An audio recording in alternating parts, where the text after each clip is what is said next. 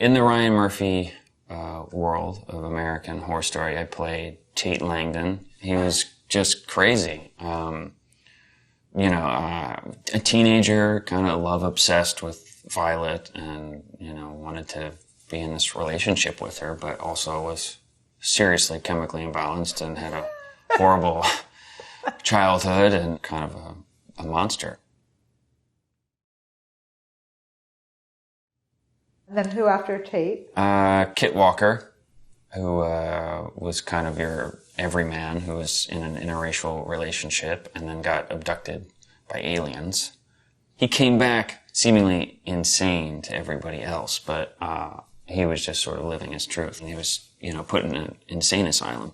Then it was Kyle, who we called Frank and Kyle. He's this college frat guy and then gets in an accident and then gets sewn back together and brought back to life, sort of as this kind of Frankenstein monster who has to relearn how to talk and walk. And then it was Jimmy Darling, who had the lobster hands. The lobster hand. That was for Freak Show. That was crazy. And then Mr. March for Hotel. He was also insane. And a mass murderer.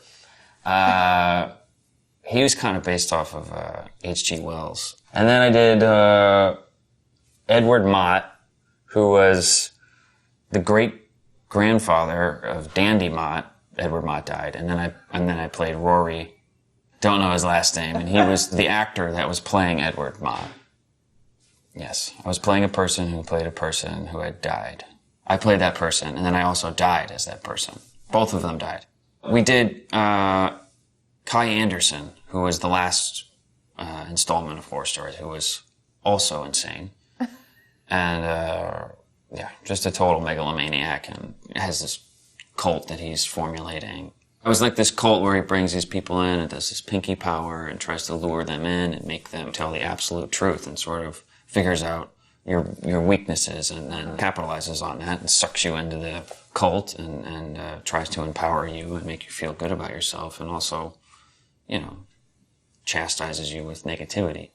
And now Pose. Pose is not so scary. It's set in 1987. I play Stanley Bowes, who's a yuppie, essentially, from Jersey, and is trying to climb the ladder of New York City success and rise to the top. And he's actually got a job at the Trump office. I sort of get a little bit by a bug of the transgender underworld. Yes. And chaos ensues. First album I ever bought, I think it was either an MC Hammer cassette or a Vanilla Ice cassette. Parachute Pants was where it was at with me. We had those net mesh shirts that were cut off we would wear outside and our parachute pants. Solo. Just solo. We were also into Criss Cross and we did the backwards pants for a little while too. Ice Ice Baby for sure. Oh, yeah. Definitely. And can you touch this? Can't touch this. Can't touch this. It's been a long time. My first date? Yeah. I guess it was just driving around in my Pontiac Vibe. Hatchback, sexy silver hatchback. Where was your first kiss? In that same car, I'm sure.